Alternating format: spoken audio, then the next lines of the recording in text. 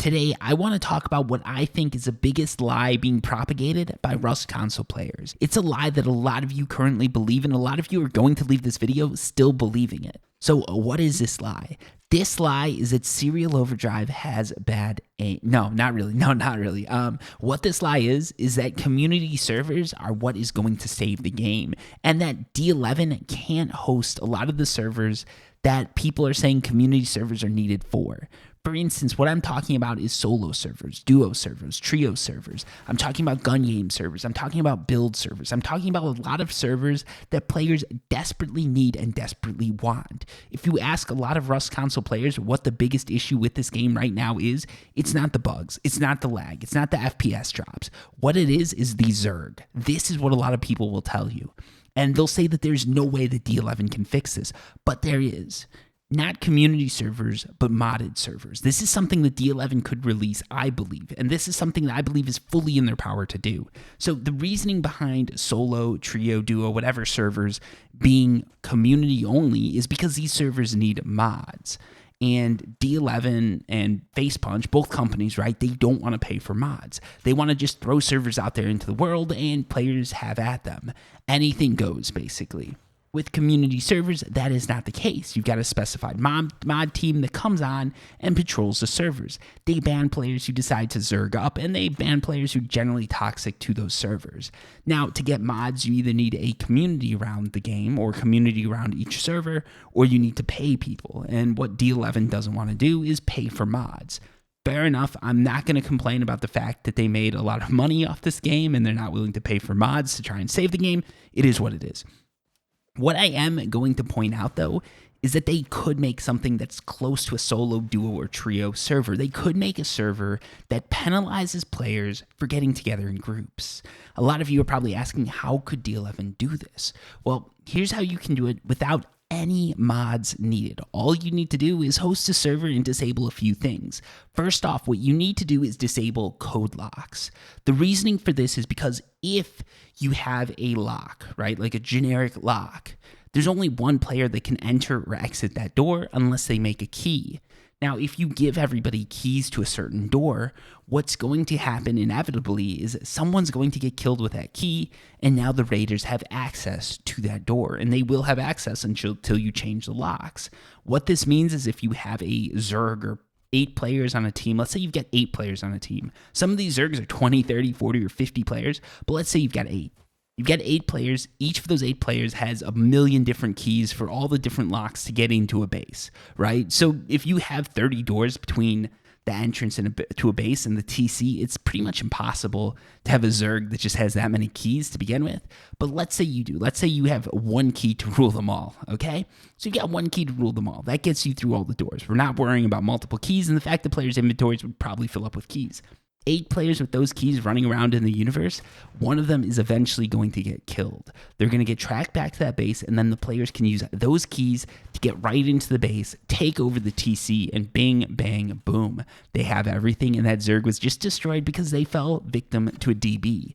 This greatly hurts the Zergs. It's going to be so much harder for them to do it if they all have to share keys, because eventually one of them is going to lose the key.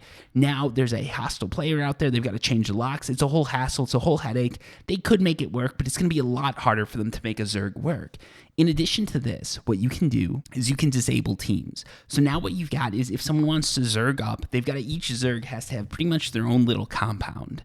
When you disable teams, now the Zergs have to communicate between each other to make sure they don't shoot. So what's going to happen is the bigger the team is, the more advantage a solo player has against a Zerg. They can come in, stir some shit up, jump into a bush, hide or whatever, watch these guys destroy each other, and then come in and take the loot. It wouldn't be super easy to do, but it would greatly disadvantage Zergs and disincentivize them from playing on these servers. Because the last thing that you want to see happen is go on with all your buddies, you get into a fight and you end up killing each other, and then you see some solo come and just take all your stuff. That would be horrible to see. Now, they could communicate between each other and all of that, but what happens is the bigger your team is, the bigger the disadvantage in combat. If you get a team that's too big, any solo, any duo can just slip into the base, and now you have no idea who's who. And additionally, a lot of these Zergs don't even know each other. So what's going to happen is they're going to shoot each other. They're going to get into big fights with each other. The Zergs are going to split up, and you're going to end up with a bunch of solo, duo, and trio teams running around the server. I think that this could solve a lot of issues. A, you don't need mods for this because all you've done is disable coded locks and disable teams. Even if you can't disable teams, disabling coded locks would do a ton, right? But let's say you can do both of those. That's all you've done. You've made 2 small changes to the server, and all of a sudden, it's so much harder for Zergs to even exist. There's a lot of other things you could do, but these are the 2 easiest changes I can think of that would make a server a solo, duo, trio sort of server.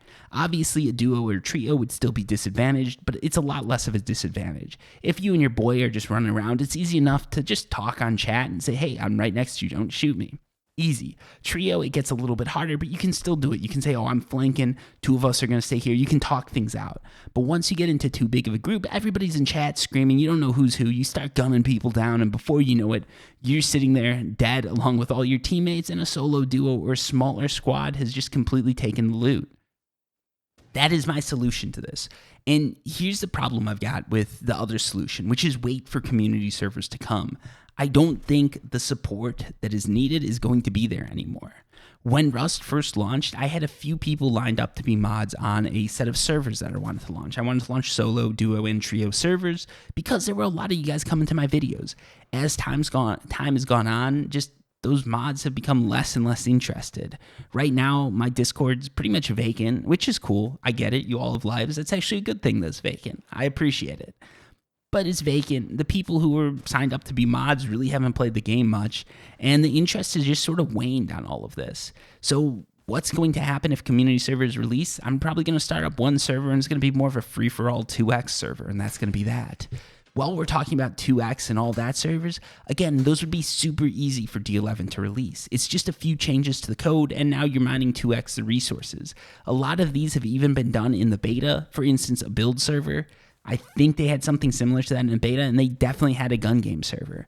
Things like this have been hosted by D11 in the past. They have the technology to do this. They could just flip a switch and turn it on, but they refuse to do it because what they want is for us to all wait until community servers come out, and then they want us to pay the cost of hosting the server and making sure that everything runs smoothly. And I don't think, given everything that's happened, that that is the right approach to this. I don't think it's right for us as players or D11 as developers to expect players to come in and basically save this game. I don't expect it's right for them to think that we can come in and solve everything. In the beginning, maybe we could have, but here's where I stand. I don't want to pay a lot of money for a bunch of servers that are just going to sit there. The player base is lower. I'm not going to have that much activity on these servers if I hosted it. Let's just even look at my videos. When the Rust Console Edition first launched, I was getting 50 to 100,000 views a video. That is a massive number that I appreciate. I can't say it enough. I really do appreciate it, okay? And right now, I'm still getting a massive number of views, about 10,000 to 20 to 30,000 views a video. This is still pretty good. But with that number of views, you can see that the interest is pretty much cut in half, maybe a little bit more even, because a lot of these videos are edging more towards that like 5 to 10,000 range than that 30 to whatever range. So even if I hosted all these servers, I don't think I could fill them up. If I did Serial Overdrive's 2x, 3x, 4x build and gun game servers, I don't think I could fill it up. And in addition to that, I'm taking out a monetary loss just to host these servers to make the game better. And that's not something that I want to do right now. Early on, I was all for it. I was willing to take that risk. I was willing to take that sort of financial burden, if you will. It's not really a financial burden, but for loss of a better words, that's what I'd say, right? I was willing to take that on, but right now, I'm not so much feeling it, right? I want D11 to do a little bit of the legwork. I want them to come sort of halfway, host these servers for now. I want us to all get used to them. I want us to all play on them. Everybody to sort of play without Zergs, play 2x, play 3x, get used to building, get used to the guns. And then when these servers come out, I'd be happy to host them. But what I don't want to do is be the one that has to spearhead this movement because where I'm standing, I'd like to see D11 do more. It's taken them over a month to produce a hotfix. It's taken them a long time to roll out changes, so I'd like to see a little bit more of a give back to the community. What I'd like to see is this. For now, in a week, right? Let's say a week. Community servers, not for the players, but community servers hosted by D11 come out.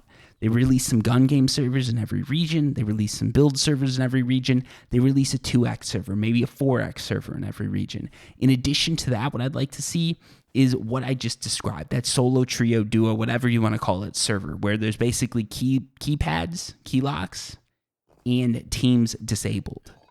I think that's all it would take. There would be a huge give back to the community. A lot of us would be super receptive of it. I would love to see it happen, and I think a lot of you would too.